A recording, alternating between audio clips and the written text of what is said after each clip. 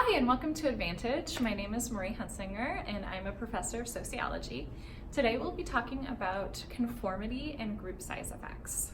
So sociologists were very interested in not only why people don't conform to group norms, but also why people conform to group norms. So more often than not, most people on a day-to-day basis do some amount of conformity. Now, conformity might have a negative connotation to you. Why would you want to conform when you could be extraordinary or outside of the norm in a positive way? But conformity is very much needed for stability in society and to make things less chaotic. So what is conformity? Well, it's the extent to which an individual complies with group norms or expectations. Can you think of a society where people did not conform to group norms at all? How stressful would that be? That would be extremely chaotic. It would make going to the grocery store instead of a mundane chore somewhat of a horror show if people did not line up to check out and it was just a free-for-all. In sociology, we're very interested in how the group influences the individual. And this is where psychology and sociology overlap, because the group dynamics influence the way individuals think, the way individuals behave or respond to group pressure. So for sociologists, a lot of times people think that, oh, I'm an independent thinker, or I never bow to group pressure. But for sociologists, most people bow to group pressure and underestimate the influence of a group in certain situations. The group exerts tremendous influence over people.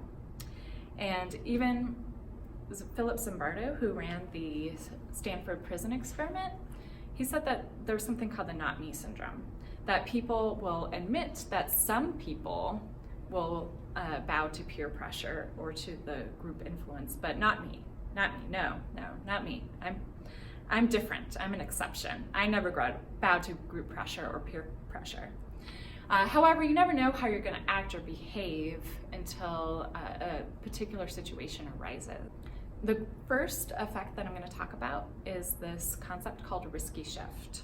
So, have you ever engaged in risky behavior? Perhaps if you're a teenager watching this, or were a teenager once, you may have engaged in some sort of dangerous or precarious behavior. And maybe, even if you're older or younger as well. If you have engaged in this risky behavior alone, that's one thing, but if you've engaged in this risky behavior in a group, you have probably experienced what social psychologists called risky shift. And this is the phenomena where people tend to engage in riskier behaviors in a group versus when they're alone. So why is this? Well, there's this effect called diffusion of responsibility, that when you're in a group, you feel like you have less responsibility for committing legal or dangerous or even immoral activity than when you're by yourself. So for example, you might rationalize, well, I didn't start the riot, I just participated in it, so I'm not really responsible. Or everyone in my sorority was streaking on campus and what was I supposed to do? I just joined it, I didn't start it.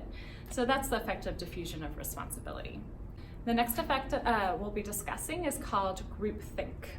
So groupthink usually occurs when people are in some sort of organizational setting where people tend to come to consensus on a silly or even immoral or dangerous decision because of the effects of group pressure.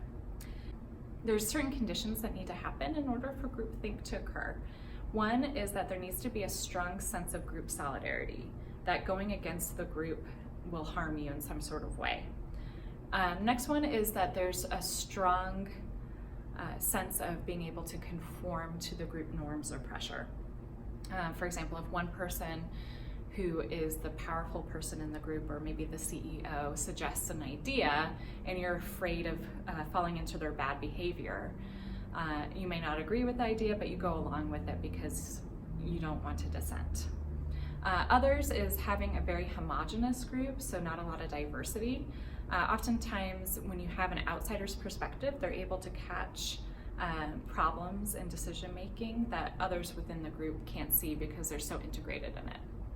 So historically, groupthink has showed up in history from the Bay of Pigs invasion to Pearl Harbor, to even the Challenger explosion that occurred in the 1980s. So some ways to combat groupthink would be to have an outside observer or a consultant come in, have someone play devil's advocate, or even have the CEO or the leader leave the group in order to get feedback from other members before making a decision. So next time we'll be talking about the different social psychological experiments that have measured group size effects and the impacts of conformity, obedience, and authority. So stay tuned, it's going to be an exciting video. Thanks for watching. Have a great day.